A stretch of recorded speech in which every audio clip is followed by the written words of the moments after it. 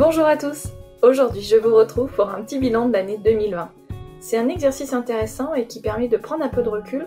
J'en avais bien besoin en cette fin d'année. Alors, je vais pas vous refaire le contexte, on a encore bien 2020 en tête. Personnellement, l'année a été très intense, car les périodes de confinement ont été des périodes très denses au niveau professionnel.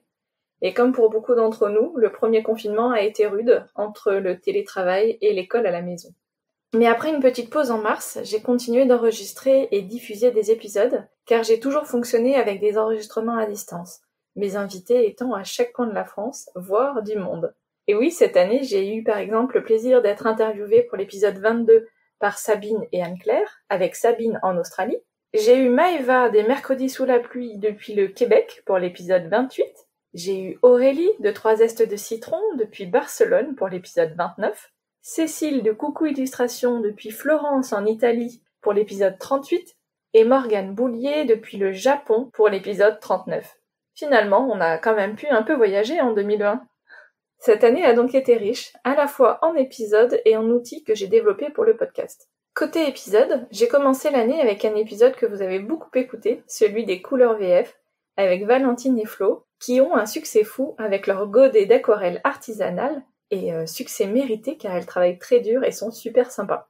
Et j'ai terminé cette année avec une illustratrice dont j'aime beaucoup les dessins, Ciel Illustration. Entre les deux, il y a eu de très belles rencontres avec pas moins de 34 invités. C'est fou, hein? J'ai également réuni beaucoup d'entre elles dans mes 3 épisodes anniversaires pour fêter la première année du podcast, où chacune a dit quelques mots pour l'occasion. Ça a été beaucoup de travail d'agréger les petits enregistrements de chacune, mais c'est un super souvenir et ça m'a beaucoup touchée de voir ce que le podcast avait apporté aux invités. En 2020, j'ai également fait 4 épisodes avec des expertes et 5 épisodes hors série toute seule.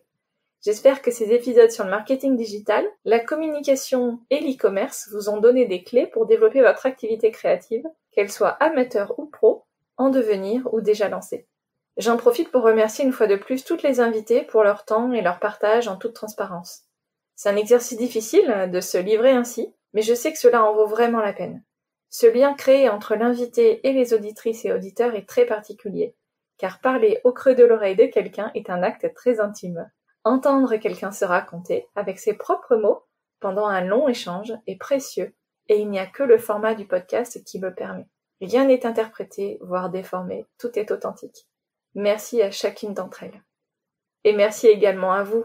Vous êtes nombreuses à me dire que le podcast vous aide, et cela me touche énormément à chaque fois. Comme vous, j'ai appris beaucoup au contact des invités. Pour arriver à développer son activité créative, il faut beaucoup de travail, comme tout finalement dans la vie. Il faut aussi du soutien de ses proches, mais aussi de sa communauté. Et ça, je m'en suis bien rendu compte cette année. C'est fou ce que les feedbacks boostent. Faire ce podcast sans avoir les retours de ceux qui écoutent n'aurait vraiment aucun sens. Merci à toutes celles et à tous ceux qui m'envoient un petit mot et qui me soutiennent.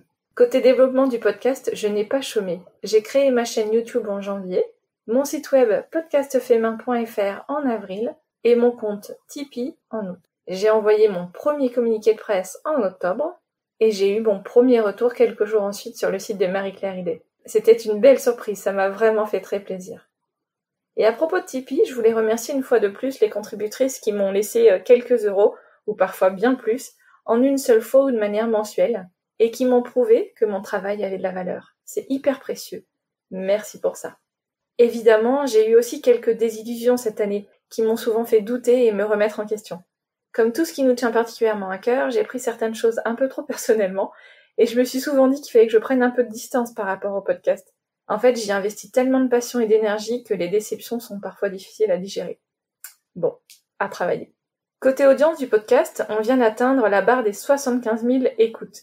Comme c'est toujours un peu la course aux chiffres et qu'on a vite fait de se comparer, moi je regarde beaucoup les gros podcasts qui cartonnent, il m'arrive souvent de penser que c'est pas énorme. Et puis parfois, je prends aussi un peu de recul et je me dis que c'est quasiment comme si j'avais rempli le Stade de France. Alors évidemment pas en une seule fois. En tout cas, on pourrait remplir un zénith en une seule fois avec l'ensemble des auditrices et des auditeurs. Bon, et ça, c'est un peu la classe.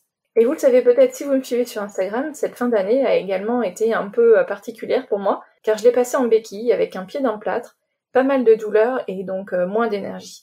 Donc j'ai hâte de démarrer 2021 pour en finir avec cette histoire d'arthrose et pouvoir marcher sans souffrir. Et en décembre, j'ai également lancé ma boutique en ligne avec mon amie Nadège sous la marque Popeline et Papier pour vendre mes cartes de vœux et d'anniversaire. Enfin, toutes les cartes quoi. C'est une petite aventure créative que nous avions déjà lancée il y a 1 an, mais uniquement sur Etsy à l'époque et sans y consacrer suffisamment de temps. Depuis, on a fait nos premières ventes en ligne et c'était bien sympa. À suivre en 2021. Pour 2021 d'ailleurs, pour le podcast, j'ai plein de projets et une liste d'idées d'invités très sympa. Et il se pourrait même que j'ai un créateur à mon micro. Ouais.